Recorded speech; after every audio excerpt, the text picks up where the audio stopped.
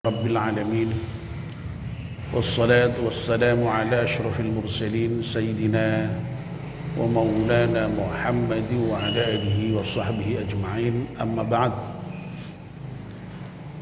Ibu-ibu, bapak-bapak dan saudara sekalian, alhamdulillah kita panjatkan syukur pada Allah Subhanahu wa taala yang atas limpahan rahmat, nikmat dan hidayahnya kita semua pagi ini bisa bangun di pagi hari, dan alhamdulillah kita bisa memanfaatkan kesempatan kita itu untuk melaksanakan ibadah kepada Allah dengan sholat subuh berjamaah dan zikir, serta sekarang kita melanjutkannya dengan melakukan kajian subuh. Kita mohon kepada Allah Subhanahu wa taala semoga seluruh rangkaian ibadah kita di pagi hari ini diterima oleh Allah Subhanahu wa taala. Amin ya rabbal alamin. Mari kita mulai kajian subuh kita dengan berdoa bersama-sama. Bismillahirrahmanirrahim.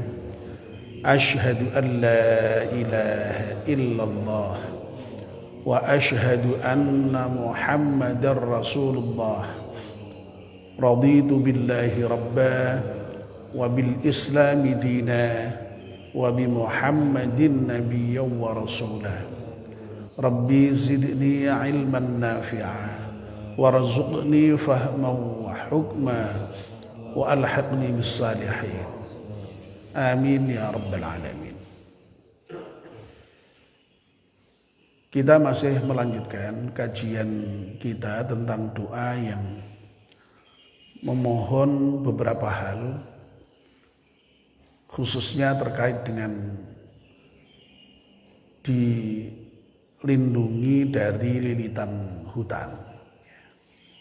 Jadi kemarin sudah saya sampaikan doa yang sedang kita bahas ini pada umumnya sering diberi judul doa untuk terbebas dari lilitan hutan. Tetapi sesungguhnya dalam rangkaian doa itu isinya banyak permohonan. Ya. Tapi permohonannya dilindungi dari hal-hal yang negatif yang ada beberapa yang sudah kemarin kita mulai membahasnya. Mari kita ulangi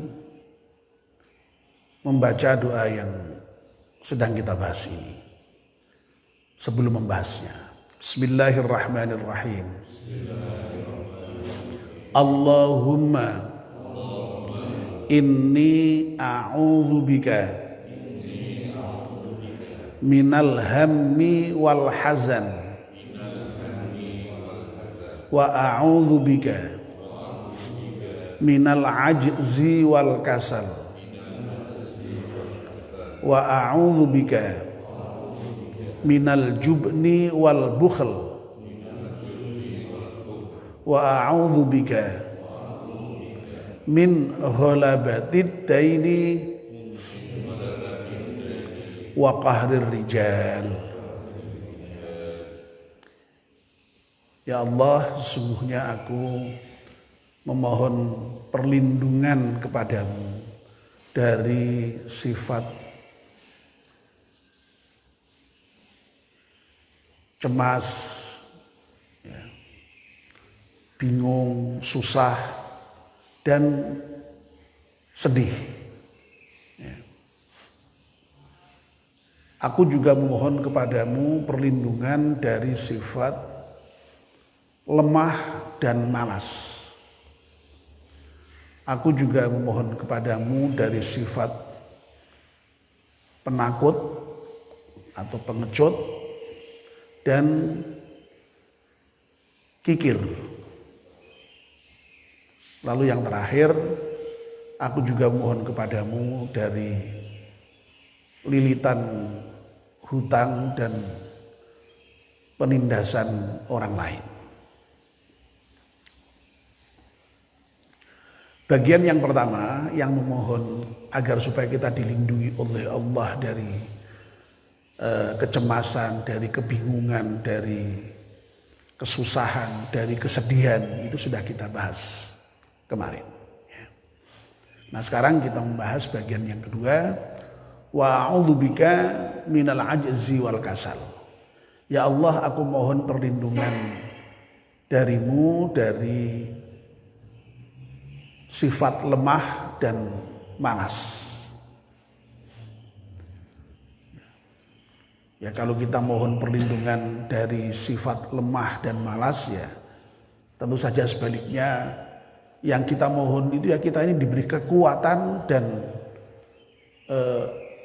lawannya malas itu apa ya? Rajin, sungguh-sungguh di dalam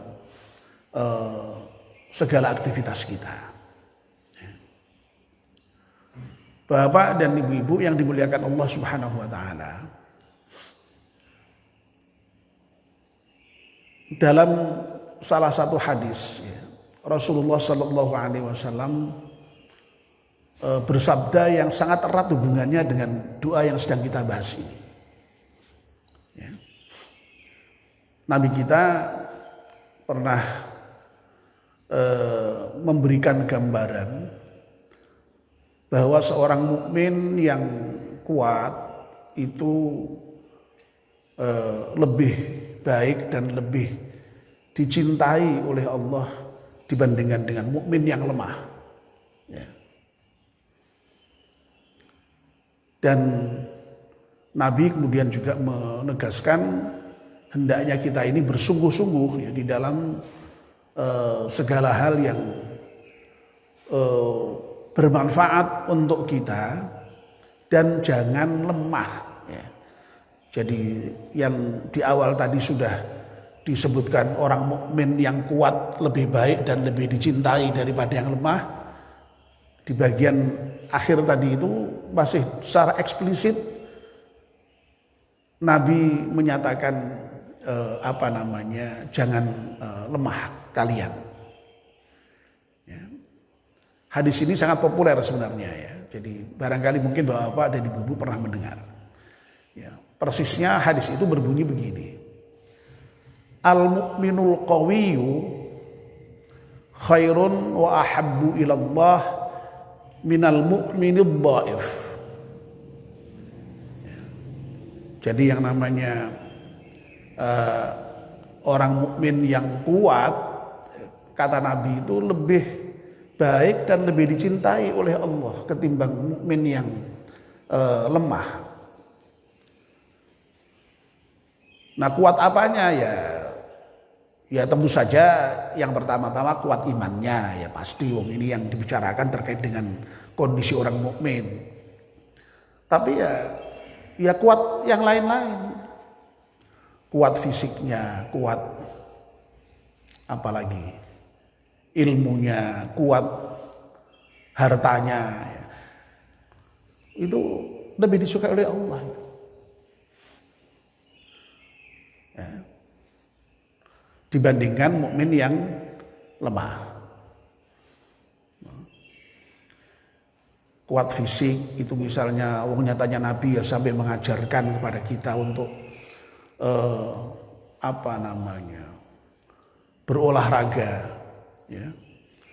Alimu auladakum bisibahah warrimayah. Ajari itu anak-anakmu itu dengan as-sibahah, berenang ya, dan memanah. Ya. Jadi kita diajarkan oleh Nabi itu untuk berolahraga. Ya. Lalu misalnya kalau di dalam Al-Quran itu ada ayat yang terkait dengan menghadapi musuh itu juga kita oleh Allah itu diminta untuk mengerahkan segala kekuatan kita yang kita mampu ya. Supaya dengan kekuatan yang kita mampu itu ya musuh-musuh Allah dan musuh kita itu menjadi ada perasaan takut dengan kita. Nah, kalau kita lemah, mana mungkin itu musuh takut dengan kita itu. Ya. Eksplisit itu perintah Allah itu. Wa'iddu lahum mastata'tum min quwwah. Ya. Jadi kuat fisik dibutuhkan. Dan nyatanya untuk ibadah-ibadah tertentu itu yang membutuhkan kekuatan fisik. Ya. Jadi dibutuhkan. Dan orang yang kuat tentu saja lebih baik dari orang yang lemah. Lalu kuat ilmunya, ya. Orang yang ilmunya luas ya tentu saja lebih baik dari yang tidak. Ya. Dalam Al-Quran eksplisit itu dinyatakan juga itu. Jadi, qul hal yastawil ladzina ya'lamuna wal ladzina la ya'lamun. Apakah sama itu orang yang berilmu dengan orang yang tidak berilmu? Ya ini pertanyaan retorik yang tidak perlu dijawab. Jawabannya ya pasti beda lah ya. Ya. Kuat harta. Oh nyatanya ya dalam banyak hal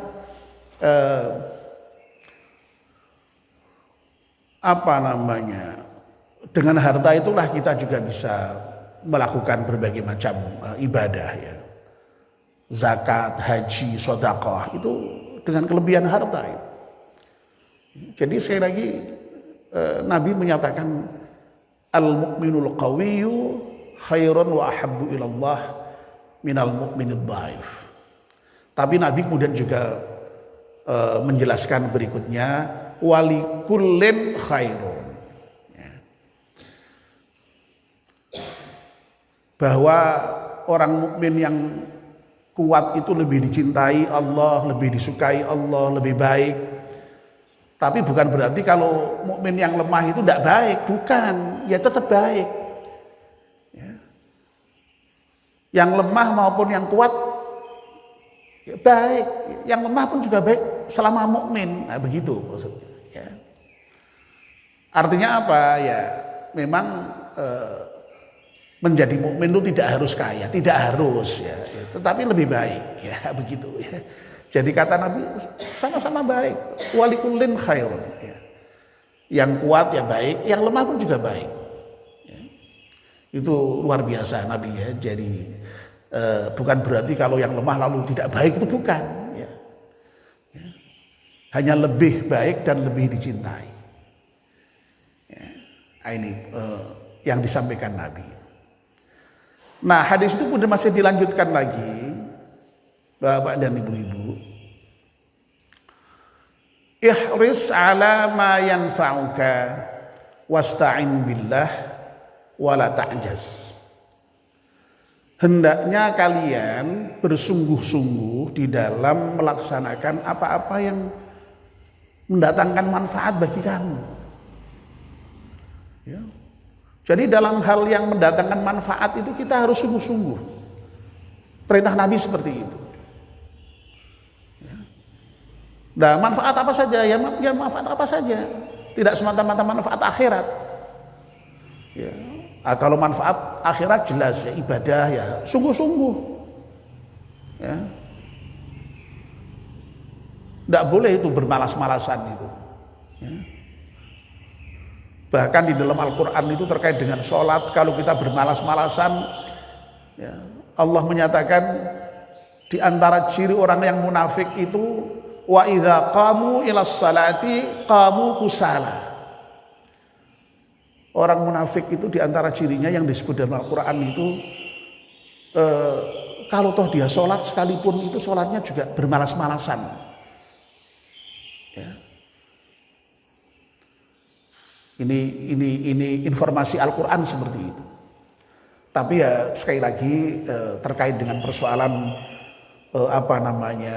ketika Al-Quran maupun hadis Nabi menginformasikan mengenai ciri-ciri orang tertentu itu, lalu kemudian jangan untuk menjudge orang lain dengan gampang, jangan.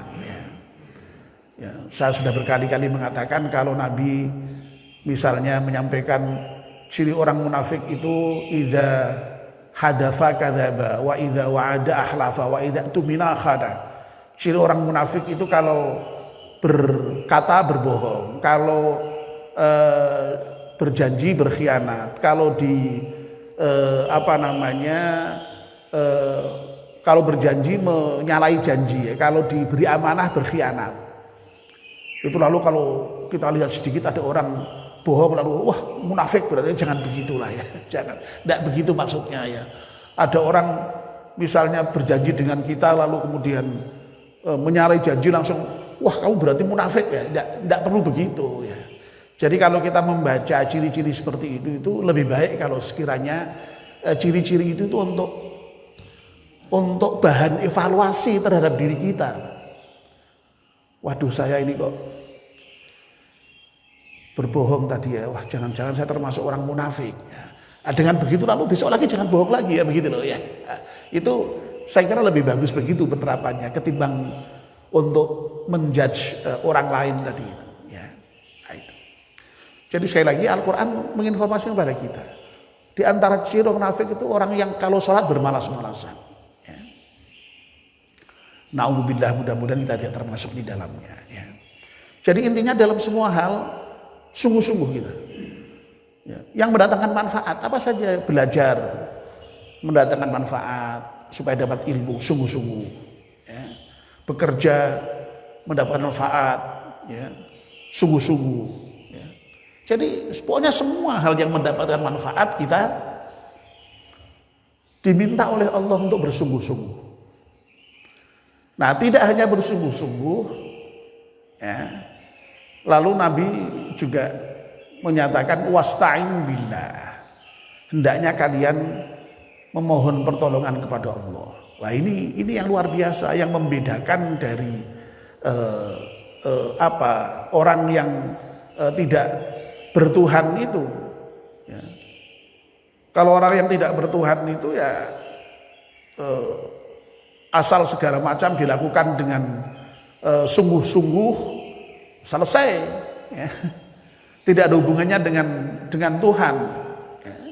Tapi kita sebagai orang yang bertuhan, yang yakin akan adanya Allah itu tetap di dalam segala aktivitas kita itu harus tetap menggantungkan diri kepada Allah ya. Tetap memohon kepada Allah juga dalam segala hal ya. Jadi permohonan kita kepada Allah itu tidak kok kemudian lalu hanya dalam hal-hal yang kaitannya dengan persoalan keselamatan akhirat, dihindarkan surga. Kok dihindarkan surga? Astagfirullahaladzim, dihindarkan dari neraka, dimasukkan ke surga ya. Tidak semata-mata itu, termasuk hal-hal yang sampai kecil-kecil itu dianjurkan oleh Nabi kita berdoa itu ya. Sampai dalam hadis itu ada yang menyampaikan berdoalah kalian dalam segala hal sampai dengan ketika persoalan tali sepatu putus. Itu persoalan tali sepatu putus itu kan persoalan apa? Remeh-temeh sebenarnya kan. Sampai itu aja tetap diminta untuk berdoa kepada Allah kita. Ya, Masya Allah. Ya. Dan saya sudah berkali-kali menyampaikan justru doa itulah yang memang mencirikan bahwa kita ini sebagai orang yang betul-betul beriman kepada Allah, yang yakin akan kekuasaan Allah, yakin akan pertolongan Allah, sehingga kita membutuhkan itu berdoa ya. Makanya doa itu disebut dengan mukhul ibadah ya. Jadi intinya ibadah. Karena apa? Karena orang itu ketika masih mau berdoa itu menunjukkan dia masih butuh akan Allah. Tapi kalau orang itu sudah tidak mau berdoa, nah itu tanda-tanda itu sudah merasa hebat itu. Merasa tidak butuh dengan Allah Subhanahu wa taala. Ya, makanya Nabi luar biasa ini ya. Setelah memerintahkan kita untuk bersungguh-sungguh ya di dalam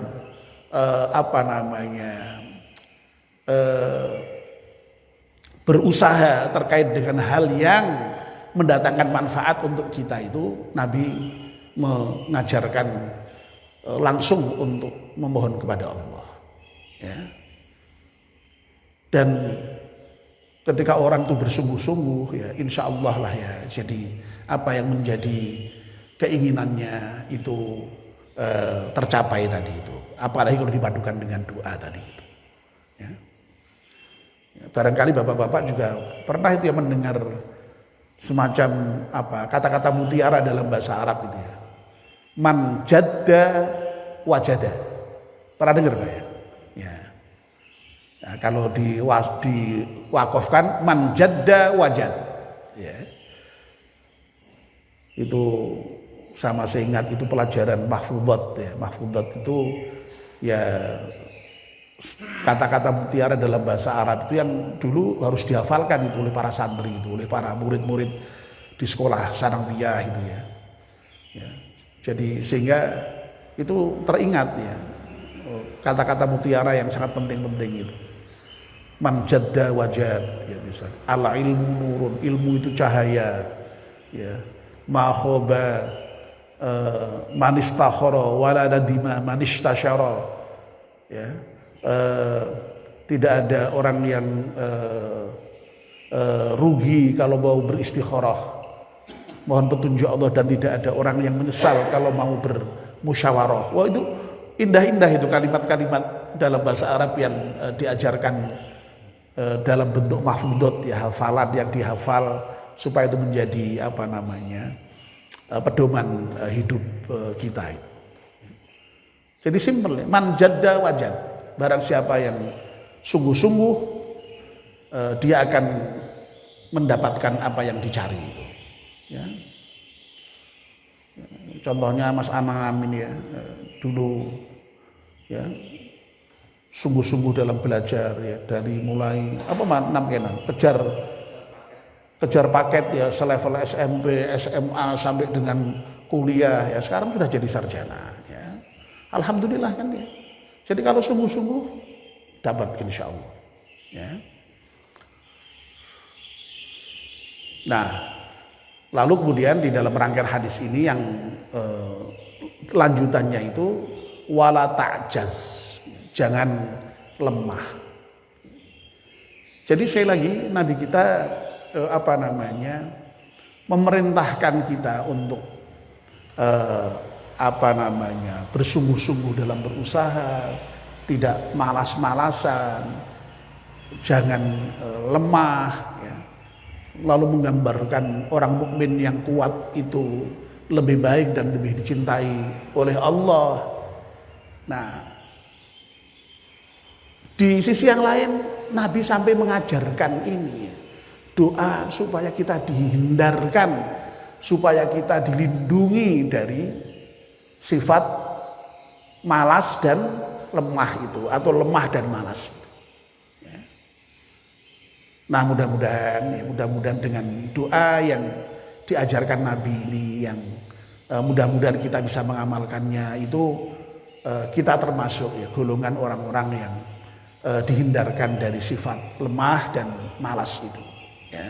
Dan mudah-mudahan kita menjadi orang yang kuat ya, menjadi orang yang rajin, sungguh-sungguh di dalam hal-hal yang bermanfaat bagi kita itu ya. Amin ya rabbal alamin. Mari kita tutup kajian kita dengan membaca doa penutup majlis. Bismillahirrahmanirrahim. Wal 'asri innal insana lafi khusrin illa alladzina amanu wa 'amilus salihati wa tawassaw bil haqqi wa tawassaw bis sabr. Subhanakallahumma wa bihamdika asyhadu an la ilaha illa anta astaghfiruka wa atubu ilaik. Wassalamu alaikum warahmatullahi wabarakatuh.